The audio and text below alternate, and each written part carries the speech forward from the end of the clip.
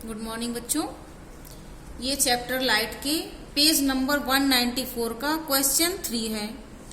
Question 3 क्या कह रहा है? सारणी 10.3 मतलब बुक में 10.3 सारणी दी हुई होगी जो हमने यहाँ पर लिख दी है। ये 10.3 सारणी है। से अधिकतम प्रकाशिक घनत्व के माध्यम को ज्ञात कीजिए। न्यूनतम प्रकाशिक घनत्व के माध्यम को भी ज्ञात कीजिए। इसमें क्या करना है? अधिकतम प्रकाशिक घनत्व के माध्यम को निकालना है और न्यूनतम प्रकाशिक घनत्व के माध्यम को निकालना है। इसके पहले देखो, हम आपको वीडियो में अपवर्तनांक के फैक्ट्स, रिफ्रैक्टिव इंडेक्स के फैक्ट्स पढ़ा चुके हैं। वो हम देखेंगे। क्या पढ़ाए थे? ये पढ़ाया था कि जिसका अपवर्तनांक कम होगा वो प्रकाशिक विरल होगा, जिसका अपवर्तनांक अधिक होगी वो प्रकाशिक सरल होगा। इसका मतलब कम अपवर्तनांक होगा उसका घनत्व भी कम होगा, अपवर्तनांक ज्यादा होगा उसका घनत्व भी ज्यादा होगा। जिसका अपवर्तनांक कम होगा उसमें चाल अधिक होगी, और जो अधिक सघन माध्यम होगा मतलब जिसका अपवर्तनांक अधिक होगा उसकी चाल क्या होगी? कम। अधिक अपवर्तनांक वाले की चाल कम होगी क्योंकि उसके जो वो सघन होगा उसके कण पास पास होंगे तो उसकी चाल कम हो जाएगी। और दूर दूर होगा, अपवर्तनांक कम होगा तो विरल माध्यम होगा, कण उसके दूर दूर होंगे तो उसकी चाल अधिक होगी। तो इसी से ही वो ये क्वेश्चन सॉल्व होगा। अब देखो, हमने देख लिया।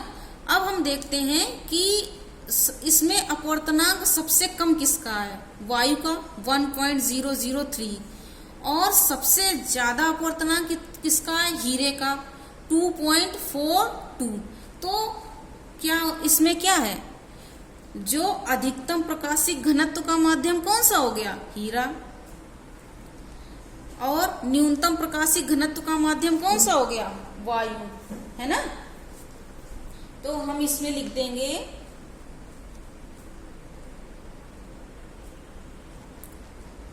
अधिकतम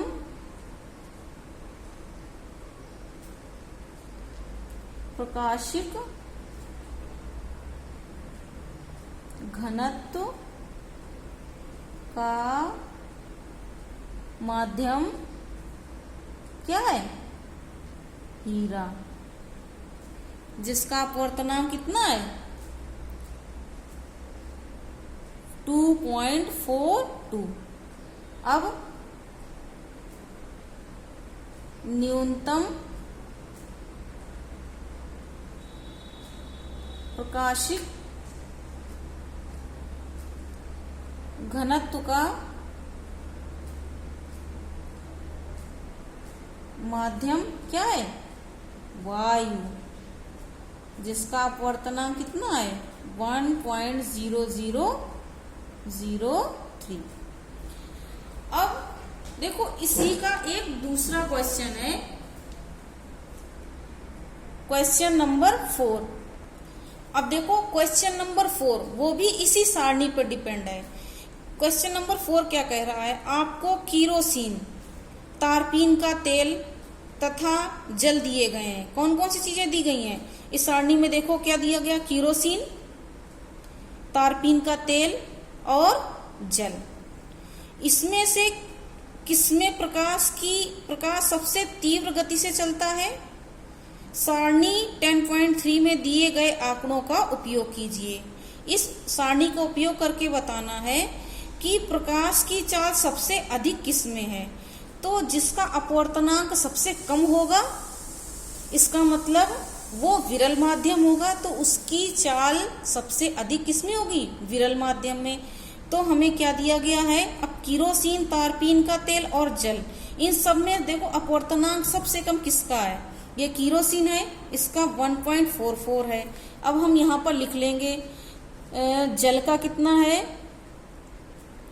जल का अपवर्तनांक कितना है? 1.33। ठीक है। केरोसिन का कितना है?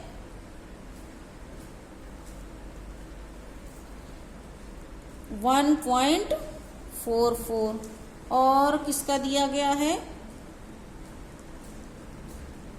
तारपीन का तेल, इसका अपवर्तनांक कितना है 1.47। देखो सबसे कम अपवर्तनांक किसका है, जल का। तो सबसे प्रकाश की तीव्र गति किसमें होगी, जल में। तो आंसर आएगा जल। इसका अपवर्तनांक कम है तो इसमें जल में प्रकाश अधिक तीव्र गति से चलता है। अगर पूछा जाए सबसे कम किसका होगा, तो जिसकी अपवर्तनांक सबसे अधिक होगा, मतलब तारपीन का तेल। ये सबसे कम होगा इन तीनों में और ये अधिक हो गया। अब हमारे ये दोनों क्वेश्चन सॉल्व हो गए।